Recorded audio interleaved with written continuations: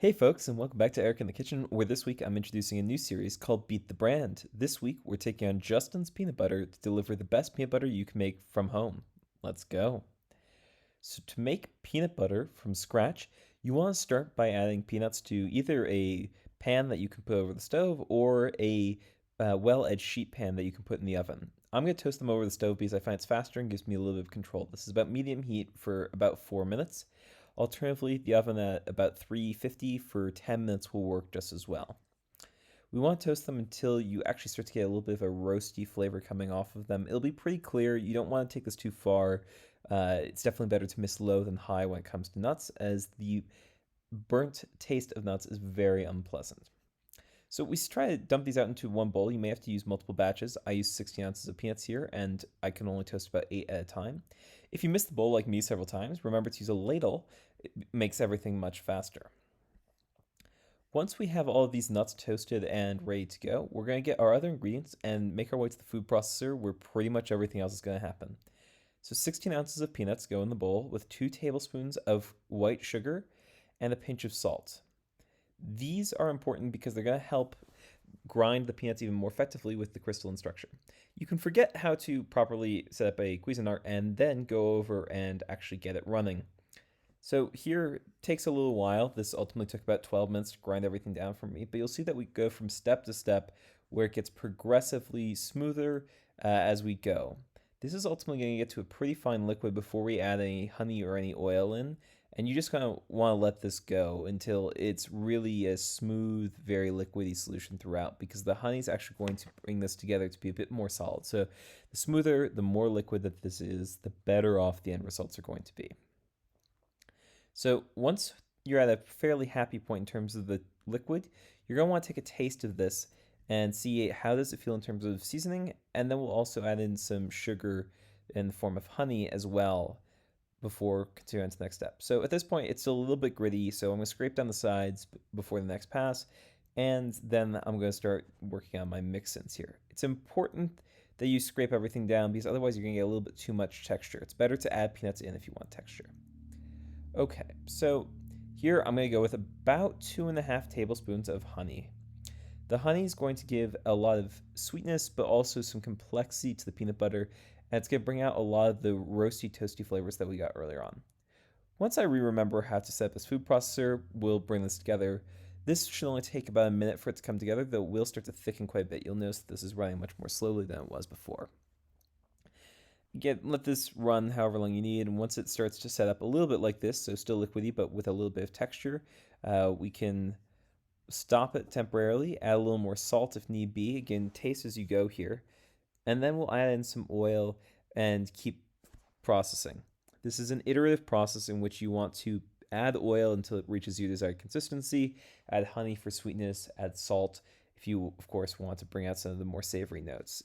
This can take a few passes. It took me about 4 or 5 stops to just get all the seasons on quite right. Ultimately, I used about 2.5 tablespoons of honey, about a teaspoon and a half of salt, and 2 tablespoons of sugar, along with about 4 tablespoons of sunflower oil. This is all told making 16 ounces of peanut butter, so about a pound. Now, once we have this all blended together and all smooth, it's really just to the point of scooping out into a dish. So we scoop it out into our small bowl here, press down so they'll be easily coverable for storage, and you'll note that it takes up far less space now that it's in peanut butter form. This will keep at room temperature or in the fridge for a little over a week. I recommend the fridge. It will stay a bit longer there. You don't want the peanut butter oils to go bad or to go rancid here, which just lends a really off taste. So again, pack this as tight as you can. Try to keep as little air as possible and throw it in the fridge. It will harden up a bit, but it's still fairly spreadable even once it's set in the fridge. Now let's get into tasting. So we're going to taste this in 2 different forms, starting off with just the plain test, and then we'll move on to Claire's English muffins that we made last week. This is Claire Savitz's English muffins. If you haven't seen that recipe, please go check it out. It's up in the top corner right now.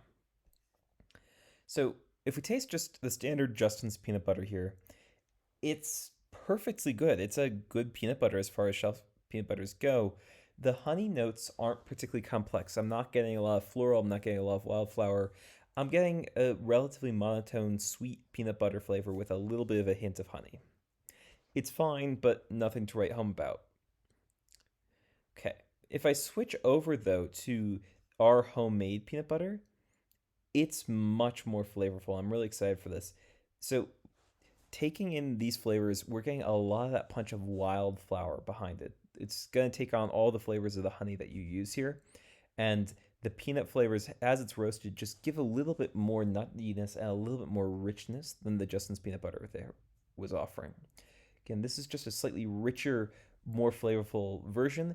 It's a little bit, again, denser as well. So, spreading these both on an English muffin, the spread test definitely goes to Justin's. It's easier to spread, it spreads perfectly on a toasted English muffin. But to be honest, spreading on the homemade peanut butter wasn't that much of a difficulty here either. Took a little bit more force, but on a well toasted English muffin, it wasn't a struggle. Now, if we get into tasting the Justin's peanut butter here, I gotta say, it does well.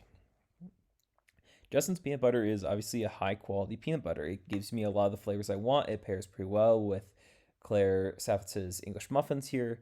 It's nice. It's not spectacular though, and it wasn't until I tried this next English muffin with our homemade peanut butter that I just couldn't go back.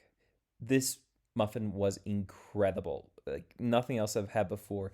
It's sweet, it plays with the whole grains, it gives that nuttiness, that richness, and I'll say that I finished this English muffin entirely and actually started another one with the homemade peanut butter. The Justin's peanut butter one didn't get another bite. This was just so much better. There's a clear winner here, and it's homemade. I think we beat the brand, and I'd love to see you come back next week when I take on beating Ben and Jerry's. So please like and subscribe if you're new around here. It makes a huge difference, and I'll see you next week.